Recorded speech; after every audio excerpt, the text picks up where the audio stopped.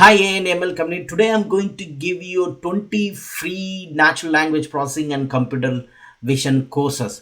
Let's go and check that on the link what they are providing quickly. If you go to github.com developer YCS video courses, search on natural language processing and computer vision, you can see that Stanford is offering those courses free, and the natural language processing Stanford University, from languages to information Stanford University, natural language uh, processing from Coursera, and then fast AI from the GitHub, also University of Michigan, Stanford again, Oxford University, University of Edinburgh, processing of formal and natural languages, University of Edinburgh, IIT Bombay, IIT Kharagpur, CMU Columbia University, multilingual natural language processing.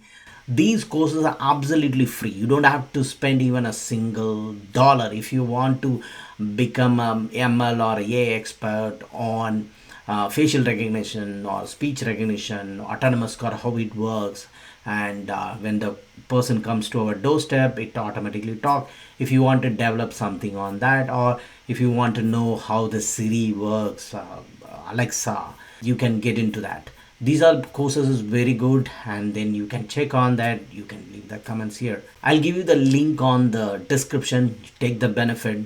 Don't pay for any courses before you check this website.